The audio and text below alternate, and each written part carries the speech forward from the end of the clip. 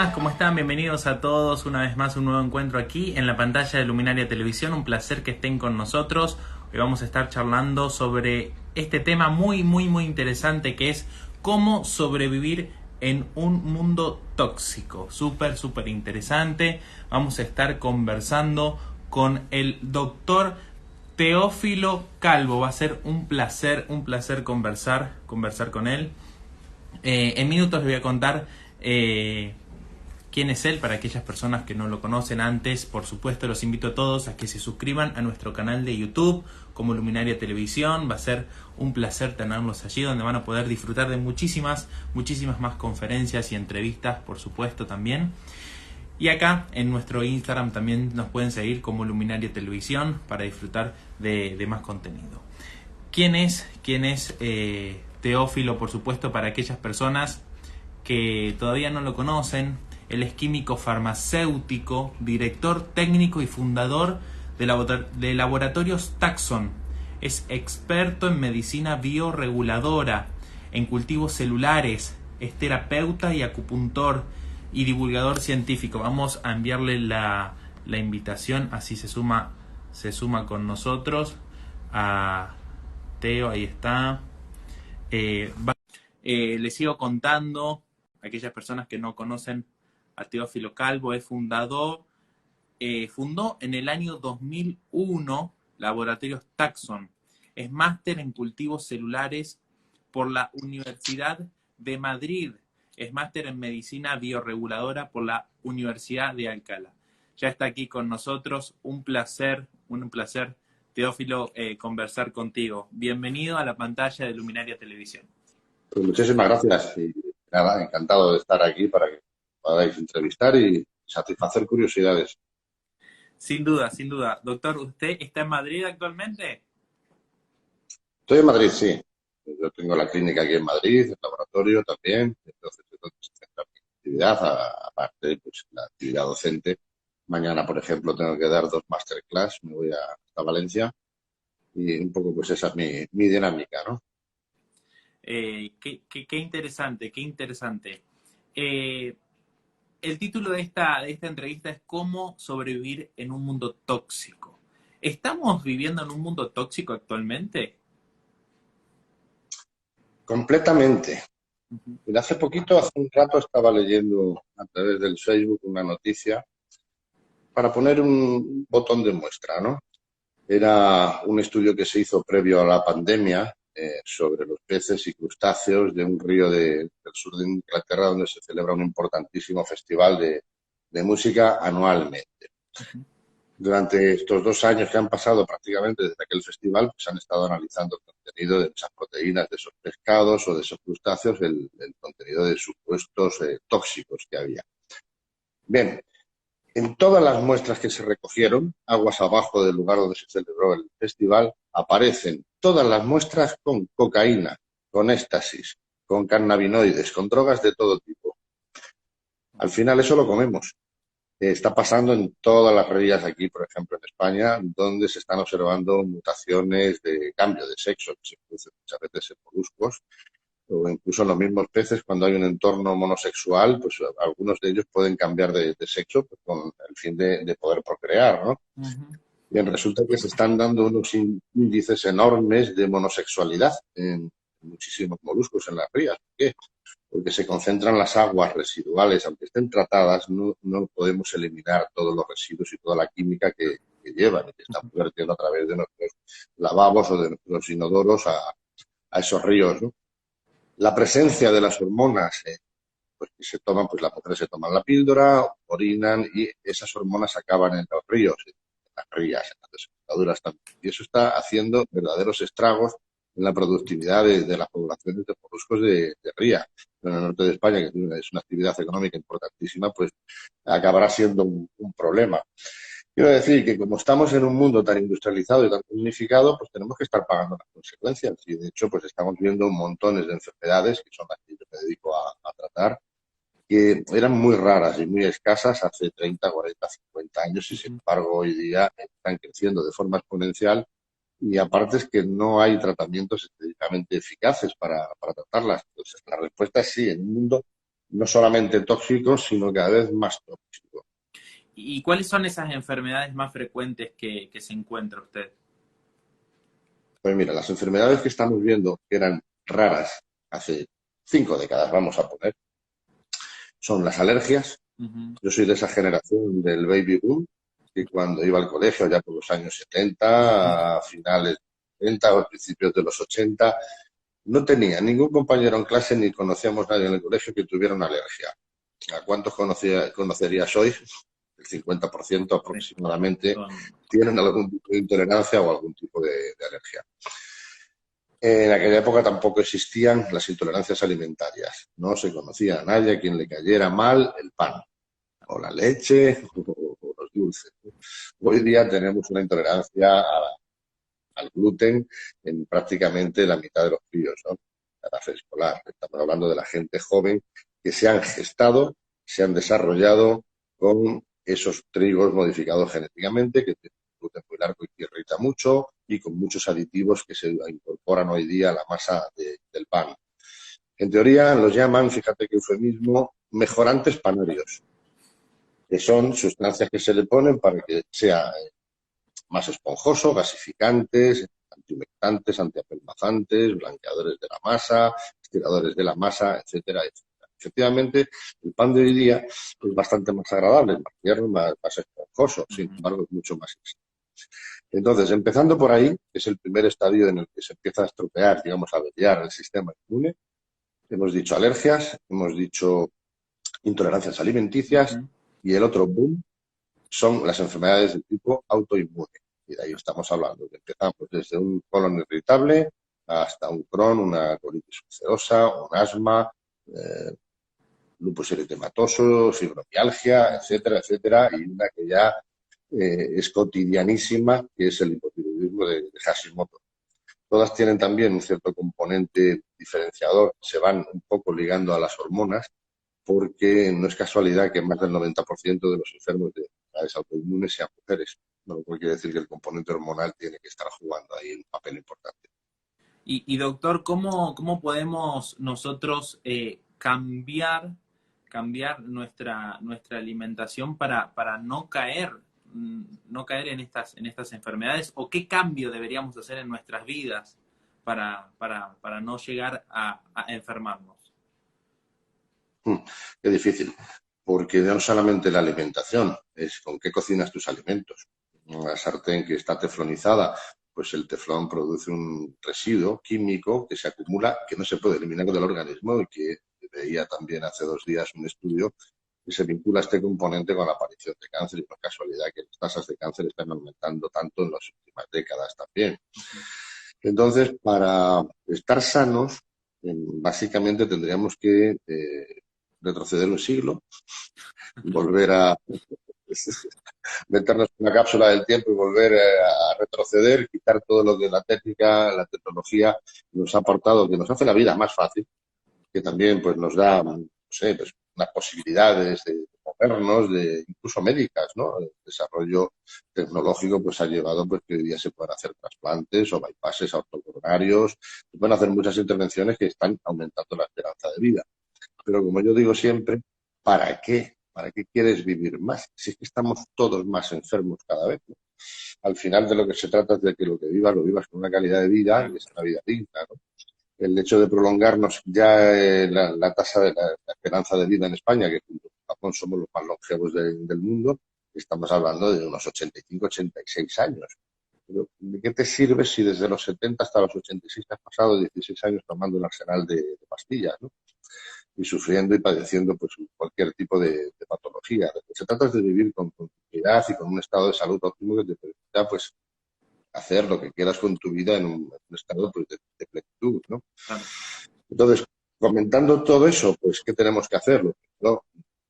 Intentar comer lo más sano posible. Eso que pasa por todo lo ecológico que se pueda, con el agua lo mismo, y todo lo que utilizamos también en nuestras casas. Para empezar, pues, lo que estamos utilizando ahora mismo en este momento, que estamos utilizando una wifi. Nosotros no somos inmunes tampoco a los campos electromagnéticos.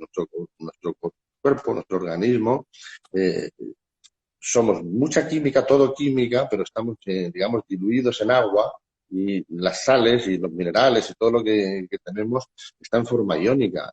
Todos los iones son susceptibles de alterarse bajo los efectos de un campo electromagnético. Por lo tanto, ¿nos pueden influir los campos electromagnéticos en nuestra biología a nivel físico-químico, por ejemplo? Pues claro que sí, eso lo estamos viendo. Otra cosa es que muchos de estos estudios que indican pues, que los campos electromagnéticos pueden ser perjudiciales se estén escondiendo en el último cajón del estudio, ¿no? Ujú. Pero sí sabemos que, por ejemplo, desde la aparición de los teléfonos potentes, de los smartphones, la incidencia de tumores cerebrales ha aumentado mucho y coincide en el tiempo. Eso, más los pesticidas, más todas las sustancias químicas que nos ponemos, incluso por nuestra ropa, los tintes de lo que respiramos en las grandes ciudades.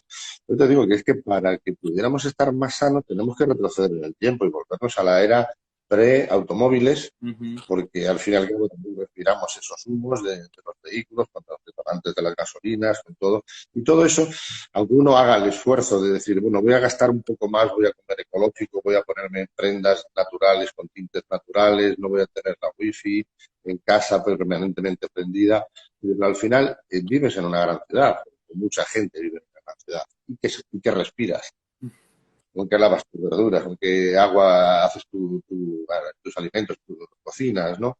Entonces es muy difícil. Básicamente el camino que se está tomando en la última década es bueno, positivo. Menores emisiones, intentar reducir la producción energética y la utilización de combustibles fósiles.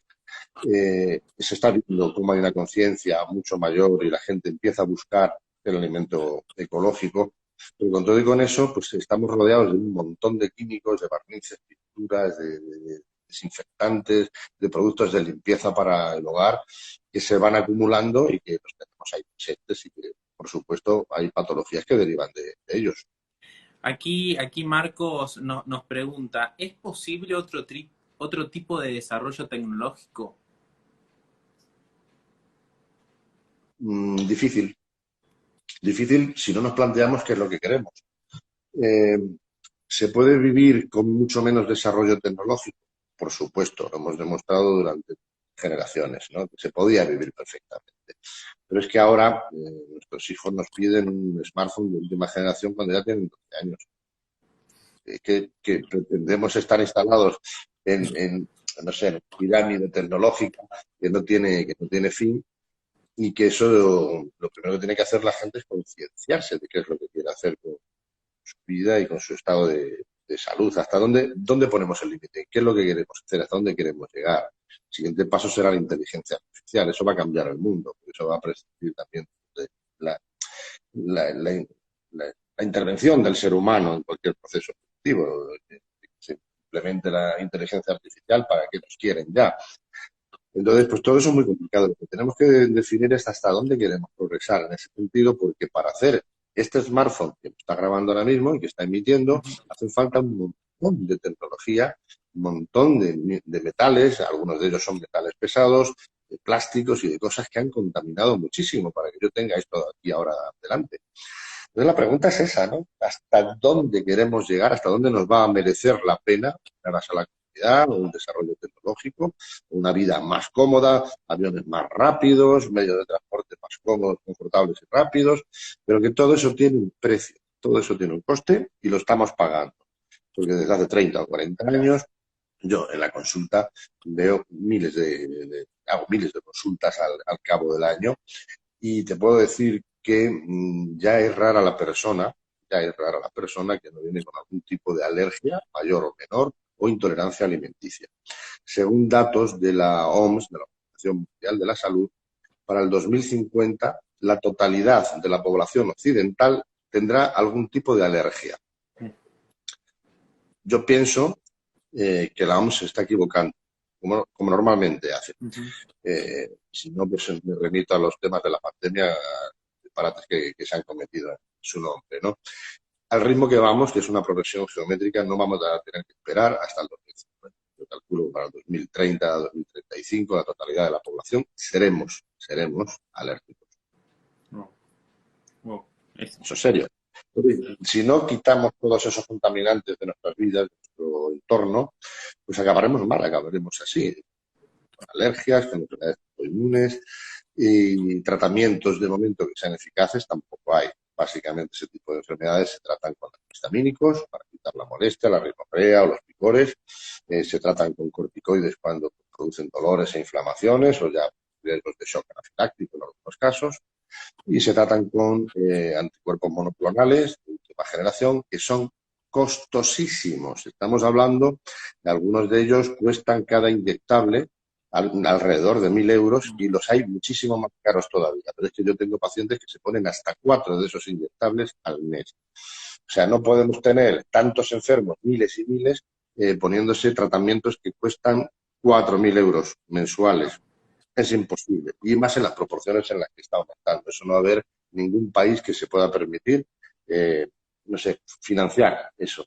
Fíjate que el primer caso de fibromialgia que se detecta en España se detecta en el Hospital de Zamudio, en el norte, en Vizcaya, en 1975. Primer caso de fibromialgia. El doctor Aizpiri, que es un neurobiólogo de ese hospital, le han llegado información de una enfermedad nueva de la que se está hablando en Estados Unidos y coincide el cuadro sintomático con una paciente que ingresa en su hospital. Es el primer caso diagnosticado. ¿Por qué digo esto? Porque hoy día, que han pasado 25, 35, 45 años nada más de aquel primer caso, en España hay 1.200.000 casos diagnosticados de fibromialgia en solo 45 años.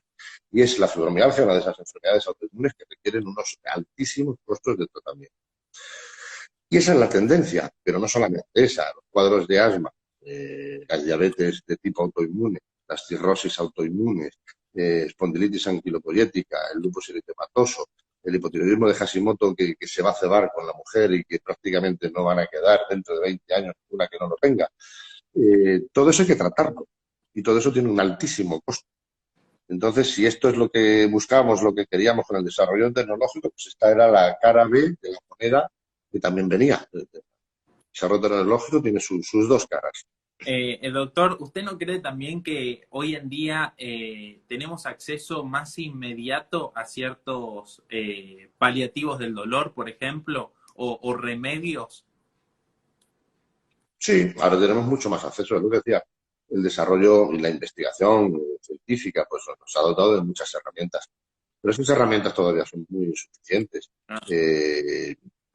Yo veo muchísimos pacientes que están en unidades de dolor. Cuando un paciente va a unidad de dolor es que ya no hay ninguna manera de aliviarse el dolor en su propia casa. Ya le puedes dar parches de morfina o de lidocaína, analgésicos potentes, que no es suficiente. Entonces, tienen que ir a estas unidades que es donde les enseñan a manejar la pompa de morfina o donde ponen los parches, todo eso. Quiero decir que paliativos tenemos, pero no siempre funcionan. En las unidades de dolor de muchos hospitales verás gente, si te pasas por ESI, que no se consuelan con nada, con absolutamente nada, les desaparece el dolor.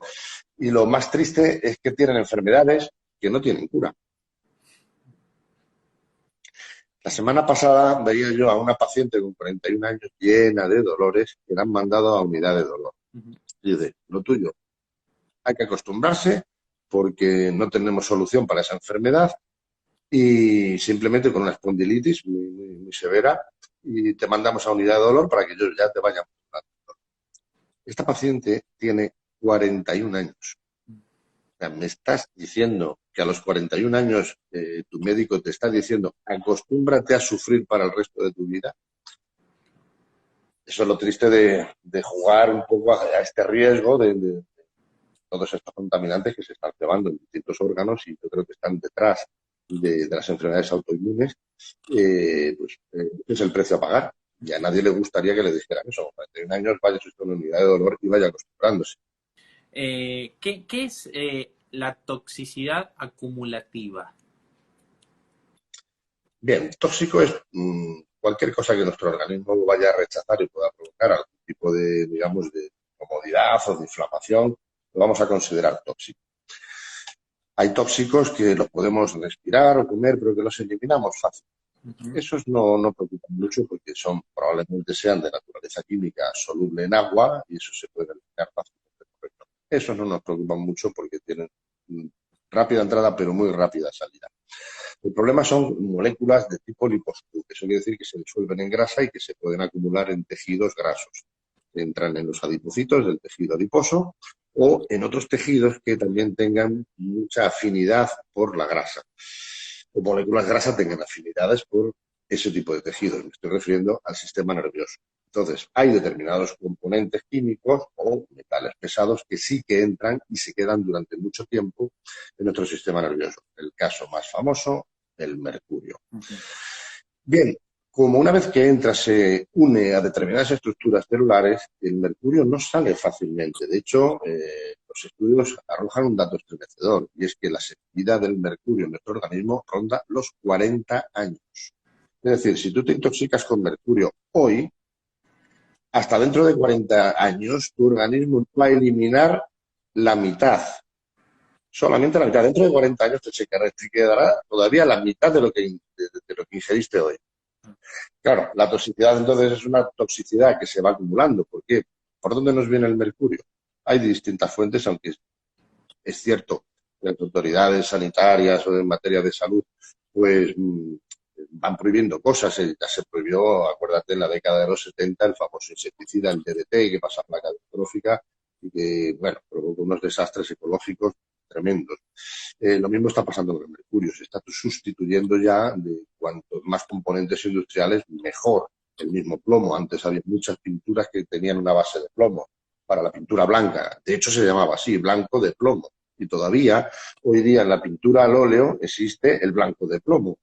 Todo eso se ha metido en nuestros hogares y lo tenemos ahí. Ha pasado a nuestras aguas freáticas, a las aguas que alimentan los pozos de los que se ven en muchas zonas y que se meten en los pantanos de los que luego se depura el agua y pasa a las ciudades, pero todavía con un alto contenido.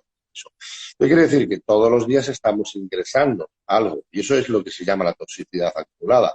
El mercurio es muy rico en el pescado, sobre todo el pescado azul, el bonito, el atún, el pez espada. Eso es, supongo que de vez en cuando comemos. Sí, sin duda. Ese mercurio se va a ir acumulando. Eso es la toxicidad acumulada. Otro dato, que el hombre es mucho más simple, mucho más sencillo que la mujer.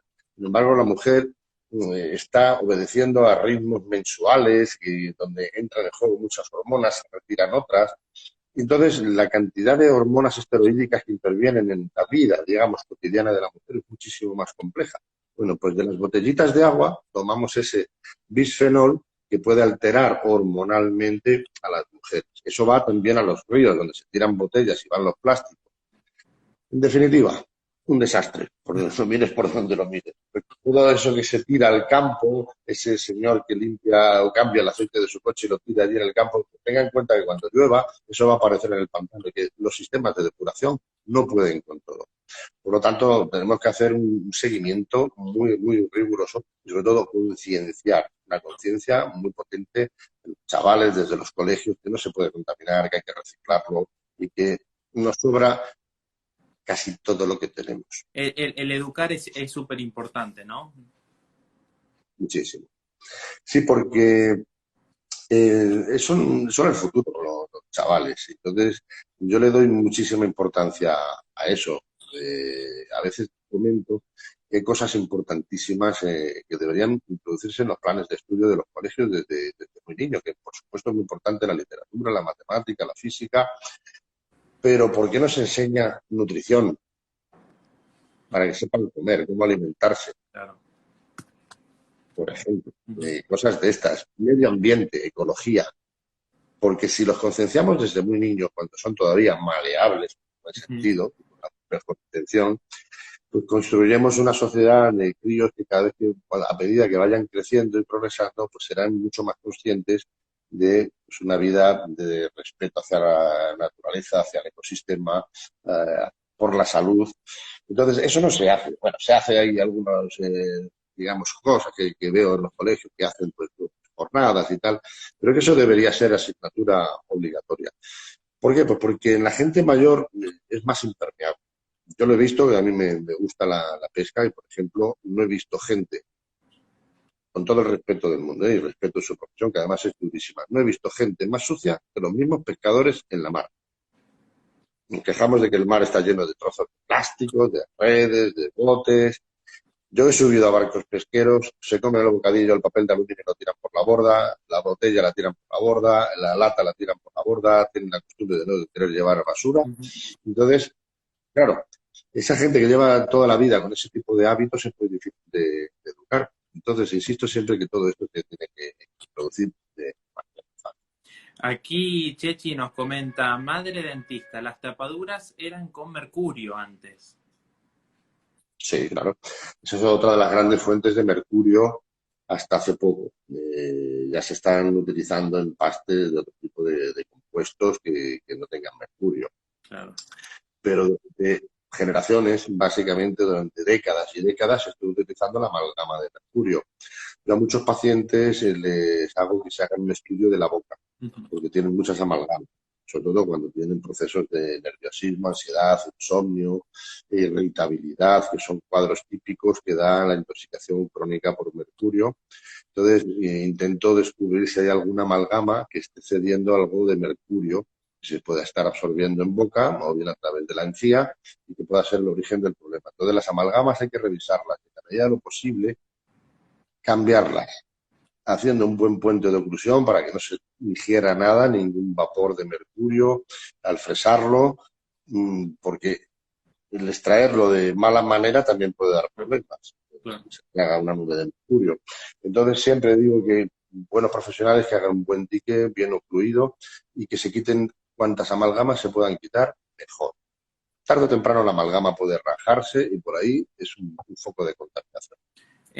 Teófilo, sos director y fundador de Laboratorios Taxon. Contanos un poquito cuál es el trabajo de tuyo ahí. Pues mira, es un laboratorio que lo fundé hace ya casi 21 años y que nos dedicamos a hacer complementos alimentarios, todos a base de componentes naturales y ecológicos. Desde el principio confié siempre en la alternativa natural para curar como primera medida. De hecho, cuando me hablan de medicinas alternativas, digo, es que yo no soy de medicina alternativa, la mía es la primera. Alternativa es cuando ya me tengo que ir a operar a un hospital. Cuando yo ya fracaso, le mando al paciente tomar un corticoide. O sea, esa es la alternativa, es al revés. Claro. Entonces, bueno, pues siempre tuve esa orientación y eso justo pues, por lo natural, lo ecológico, los remedios en base a fitoterápicos, a remedios naturales. Y nada, fundé Laboratorios Taxon hace ya casi 21 años y entonces pues hemos hecho muchísimas formulaciones.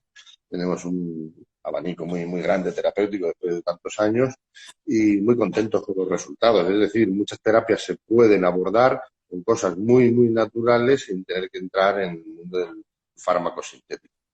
Otra cosa es que, bueno, no está organizado así. Las grandes corporaciones lo que les interesan son fármacos sintéticos que puedan patentar y tener una posición hegemónica de mercado, cosa que no se puede hacer ninguna patente con una planta medicinal porque son de uso extensivo para toda la humanidad. Nadie puede patentar el orégano, el ajo o omega 3. Uh-huh. Entonces, bueno, un poco el porqué de esas campañas que se hacen muchas veces contra este tipo de tratamientos, digamos, alternativos, nos dicen ellos. Pero para mí son siempre la primera opción. Pero siempre les digo a mis pacientes, la medicina tiene que ser ecléctica. Lo mejor en cada caso, en cada momento, evaluando beneficio. Cuando a mí me viene un paciente que tiene pues una neumonía, por ejemplo, y que le veo que está muy, muy congestionado ese pulmón, no tengo ningún reparo ni ninguna duda en recomendarle un antibiótico. Porque es lo que hay que hacer en ese momento. Ahí ya llegamos tarde para actuar con una chinácea o con un própolis. Ahí tienes que actuar de forma potente. No, pero es que el antibiótico me va a fastidiar la flora intestinal. Déjala, que se estropee, ya la arreglaremos después. Primero te salvas tu vida y después ya te corregimos la flora intestinal. Es decir, que no tengo ninguna manía persecutoria contra nada. Todo en su momento puede demostrar una validez perfecta. Uh-huh. Pero mi, digamos, elección primaria siempre va a ser lo natural. Sí veo que puedo con el problema y si no, pues ya contaré con otras herramientas. Me da igual, la medicina tiene que ser de sentido común y de eclecticismo puro y duro. Entonces, bueno, en Laboratorios Taxon pues tenemos un abanico muy amplio de cosas que la verdad que muy satisfechos con los resultados y bueno, y seguimos investigando. Yo no paro de investigar, estoy siempre elaborando pues algún tipo de preparado nuevo que nos lleva a veces años de investigación hasta que damos con la fórmula fina que no deje ningún pozo, digamos, residual de toxicidad, que no deje ningún efecto secundario a ser posible. Entonces, claro, eso es complicado a veces hasta que das con ello y pretendes acertar siempre, además, pero no es fácil, sí. Sin duda, sin duda. Teófilo, ya estamos llegando al final de esta entrevista. La verdad, ha sido un placer conversar contigo. Sí me gustaría, si puedes dejar un mensaje final eh, para cerrar y luego despedirnos. Pues sí, un poco insistiendo en la pregunta que me hacían, ¿y cómo podemos evitar toda esa toxicidad? Pues pongamos nuestros cinco sentidos en evitarlo, que sí. Aunque sea un poco más costosa una alimentación ecológica, será imprescindible. No comer nada industrializado que tenga aditivos químicos, que venga pues, con toda esa parafernalia de E200, E300, todo eso al final, algunos son inocuos, pero no todos, y no están tan bien estudiados. Entonces, comer lo más ecológico posible, lo más fresco posible, lo más de, como se dice aquí, de mercado, de cosas que no están elaboradas, donde tú coges el ingrediente, coges el pescado en el mercado, el pescado, te lo llevas a casa, no tiene ningún conservante, no lleva nitritos, no lleva sulfitos, eso, que es básicamente comer como comían nuestros abuelos, Claro. comer como comían ellos, ¿no? Que no tenían este tipo de enfermedades, curiosamente. Entonces, empezar por eso, por evitarse toda la toxicidad posible, y ya con eso se mejora. Reducir todos los alimentos que tengan modificaciones genéticas, por ejemplo, el pan moderno, se lo quito a mis pacientes prácticamente a todos, y oye, todos mejoran. Solamente con quitar eso, a lo mejor no les has tratado de otra cosa, pero ya con eso notas que hay un cambio significativo. Entonces, para llevar una vida más sana, lo que hay que hacer es ingresar en el organismo menos toxicidad. Y eso es el objetivo prioritario que debe tener. Teófilo, un placer ha sido conversar contigo. Esperemos encontrarnos en algún otro directo. Pues cuando queráis, estoy encantado. Muchísimas gracias. Muy, muy amable, muy amable. Estamos en contacto y hasta pronto.